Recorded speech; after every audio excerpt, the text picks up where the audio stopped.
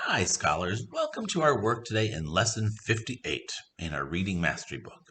If you don't have your book and packet with you, press pause for a moment, go grab your book and your packet, and get to Lesson 58.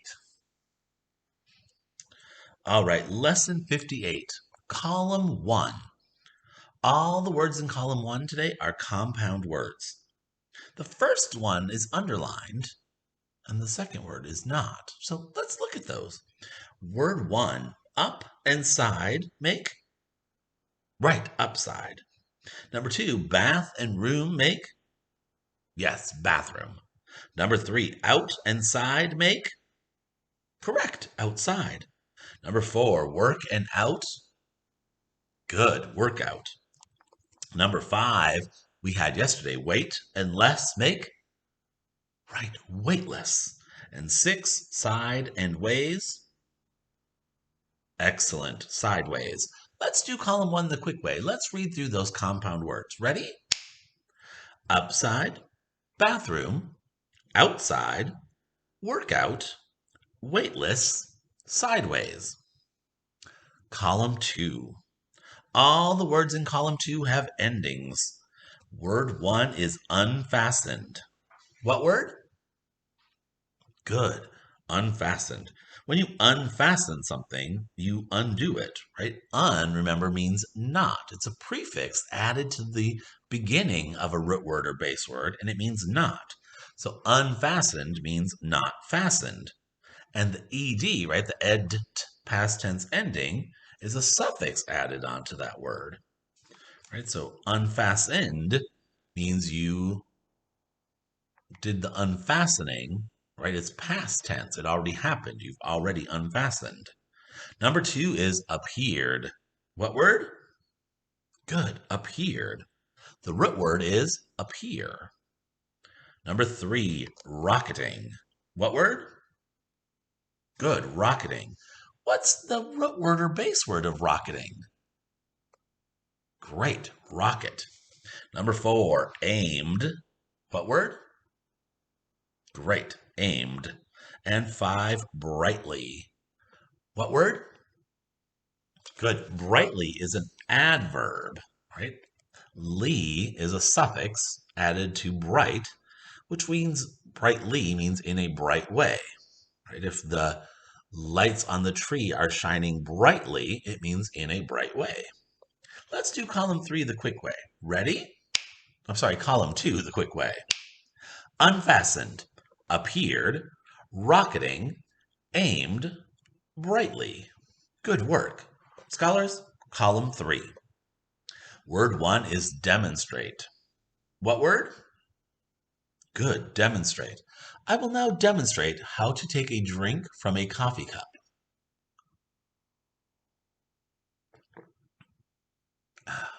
Would you like to see that demonstration again? Oh, very good. Number 2, shower. What word? Good, shower. Number 3, gravity. What word? Excellent, gravity. Number 4, tank. What word? Right. Like, thank you for being here for this lesson. No, not that kind of tank. Like a tank of oxygen, right? Or a tank of gas. Number 5, what word? Good, liquid. Let's do column 3 the quick way. Ready? Demonstrate, shower, gravity, tank, liquid. Good work. Column 4. Word 1 is complained. What word? Right, complained. What's the root word of complained? Did you say complain? That would be right. Number 2 is exercise. What word? Good. I hope you're still getting exercise while you're working at home, getting some time to play outside, go walking or bike riding still if there's not yet snow, right? I'm trying to still get some exercise while being at home. Number 3, completed. What word? Good, completed.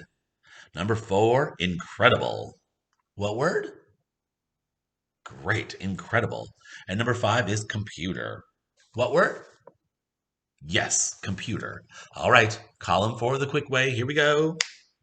Complained, exercise, completed, incredible, computer.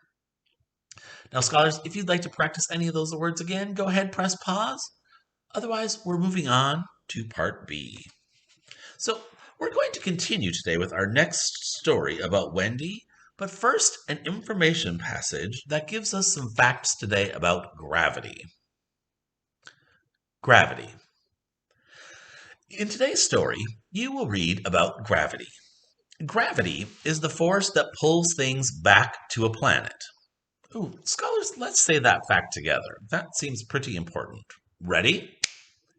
Gravity is the force that pulls things back to a planet. When you drop something, gravity pulls it down to Earth. So, what pulls it back to Earth? Yes, gravity.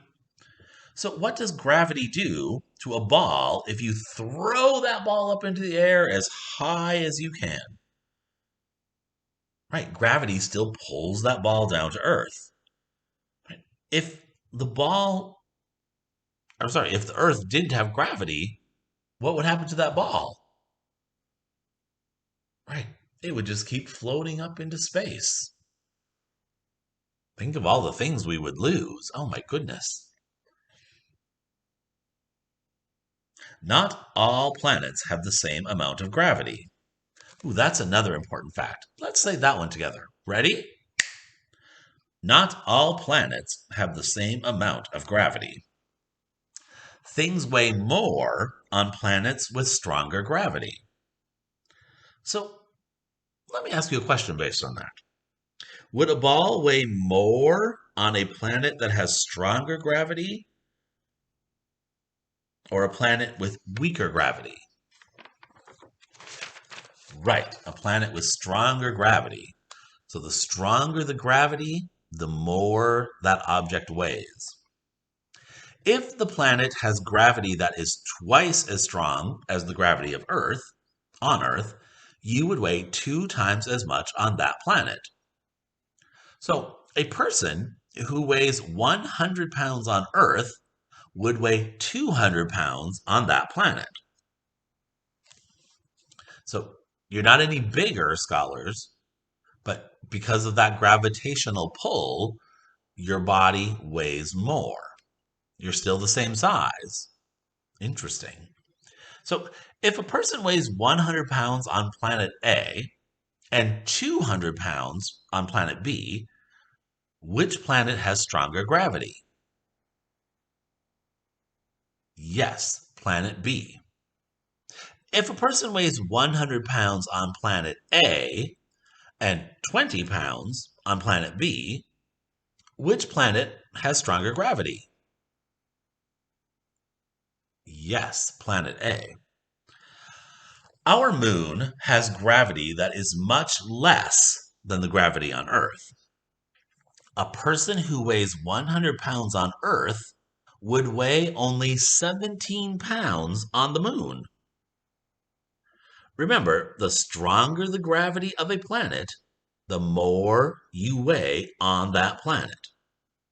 Now, the moon is not a planet, but scholars, which one has stronger gravity, Earth or the moon? Right, Earth.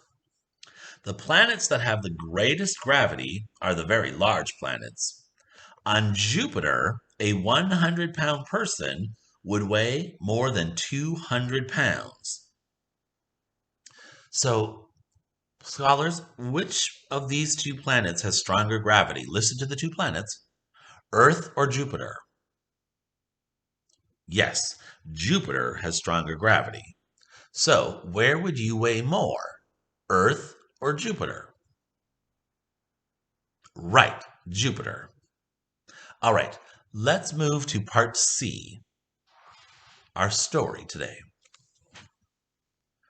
Oh, scholars, if you'd like to pause and reread that gravity passage right now instead of after, you sure can. The gravity device. The people on the spaceship looked out their windows at Earth. They watched it get smaller as the spaceship streaked off into space. Okay, hold on. Earth is getting smaller? What's going on? Oh, right. They're getting farther and farther away, so it's looking smaller and smaller. The sky in all directions was black now, but the sun was shining brightly. Wendy knew why there was no blue sky. She knew that the sky around Earth looked blue because there was a layer of air around Earth. So, scholars, that's why our air around the Earth looks blue, because we have a layer of air around the Earth. So it makes our sky, right, look blue. The spaceship was above the layer of air around Earth. Now there was nothing outside the spaceship, just empty space. Because there was no air, the spaceship did not have to use its engines anymore. The pilot just aimed the spaceship in the direction it was supposed to go and then turned off the engines. The spaceship continued to move in that direction. It didn't slow down because there was no air outside to slow it down. So imagine that, scholars. You're in your car, or you're on your bike, or you're in the bus, and you don't have to run the car. You can shut the engine off in the car, or shut the engine off the bus, or stop pedaling, and you just continue to move in the direction that you were going. Wow, nice. There was no strong gravity to pull the spaceship back toward Earth. A flight attendant appeared in front of the passenger section. She said, "The Traveler 4 has a new invention that has not been on any of the earlier travelers. This invention is a gravity device. It makes you feel just like you do on Earth. If you drop something inside this spaceship, the object falls down. You can stand up and walk on the floor because the gravity device will always pull you down." So, scholars, the spaceship has gravity just like Earth. So, what happens if you drop something in the spaceship? Right, it would fall to the floor. And why are you able to walk on the floor of the spaceship? Did you say something about that gravity device? Right, that gravity device is pulling you down. The flight attendant continued. But when the gravity device is not turned on, there is no gravity, and things float without falling. I'll show you how it works. So, scholars, she's going to turn off the gravity device. What do you think is going to happen to everything? Let's see if your prediction's correct. Wendy heard a buzzing sound for an instant. Then she felt a little different. She looked at the flight attendant at the front of the passenger section, and she could hardly believe what she saw. The flight attendant was not standing on the floor. She was floating in the air about a meter off the floor. So, everyone, if you take a look at that picture, you can see the flight attendant at the front of the passenger section. So, in this picture, is the gravity device turned on? No. All right, scholars, I'm right by the blue star.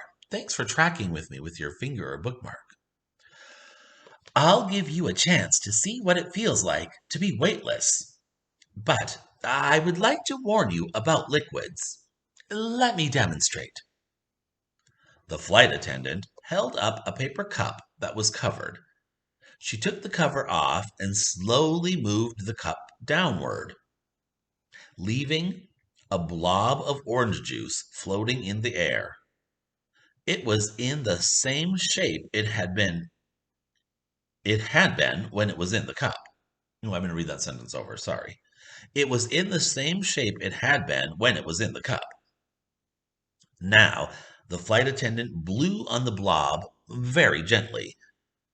The blob began to change shape and move away from her. Hold that spot for a minute, scholars. So think about that. Think about something you've had to drink today, orange juice or milk or water. And imagine if you had no gravity, you could move that cup. Like I have a cup with some coffee in it right now. If I moved my cup, right, my little blob of coffee would just stay floating here. And then if I gently blew on it, right, it would move. It kind of reminds me of like when you see bubbles, right? If you like to blow bubbles, and then they just kind of interesting. Hmm.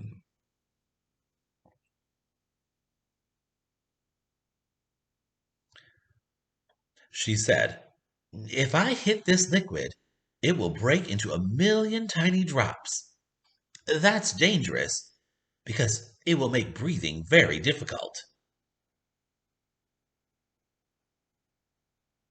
She took a large bag and caught all but a little part of the floating liquid. Then she said, "Watch."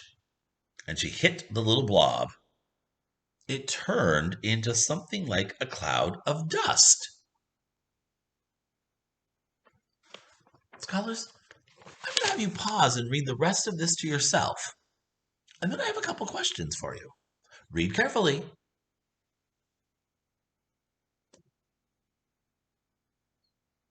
All right, let's see if you can answer my questions. If you're having any trouble with them, you may want to pause and reread again. Right? These are things you should be able to answer. Did the gravity device come on fast or slowly? Yes, slowly. And before it came on, what were people doing? Oh, that's right. They were floating in the air. After Wendy was standing up, she kept feeling heavier and heavier. Why was she feeling heavier and heavier? Yes, the gravity was getting greater and greater, or stronger and stronger, which made her feel heavier and heavier. When the gravity device was on all the way, how did she feel? Correct. She felt just like she did when she was on Earth. And scholars, that's where we're going to stop today for our story. So join me now at the packet for a moment. All right, scholars, taking a look at our packet for lesson 58. So, lesson 58, many things happen in today's story. Tell what happened at the beginning, middle, and end of the story. Make sure to write it as 3 complete sentences, not as a list. So, I think I can recommend 3 words that would help. First, comma, then, comma, last, comma.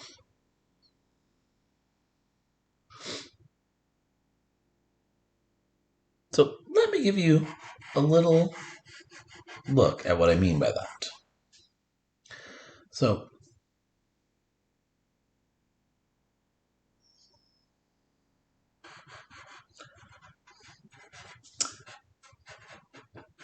many things happen in today's story. First, comma, la la la la la la la la la la la la la. Boom. So scholars, looking at kind of the beginning of the story. So if you're having a little trouble with what the beginning of the story would be, right, find that blue star. The blue star is the middle of the story. So you'd want to look right toward the first few paragraphs of the story. So the beginning of the story. So don't go just what's ahead of that blue middle, because then you're just getting one thing from the beginning and one thing from the end. You need a beginning, middle, end. So looking at the first few paragraphs, right? The beginning of the story, the first few paragraphs. What seems to be kind of a main thing that happened in that first part? Right? Then, comma, do do do do do do do do do do do do do do do do. So the then would be kind of the middle of the story, right? So right around that blue star area, like a little bit before the blue star, a little bit after the blue star, what seems to be kind of a main thing, important thing that happened in that middle part of the story today? And last, comma, da da da da da da da da da da da da. Right? Looking at those last few paragraphs, right? What happened toward the end of today's story? That part that I had you read silently. Right? What happened that seemed important, most interesting in that part? Right? And then scholars for number 2, would you like to be on Traveler 4 when the gravity device is turned off? So yesterday you were asked, right, whether or not you'd want to go on Traveler 4. But now today, right, would you like to be on Traveler 4, Traveler 4, not Graveler 4? Would you like to be on Traveler 4 when the gravity device is turned off? I would like to be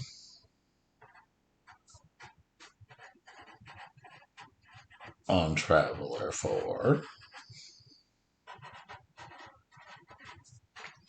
when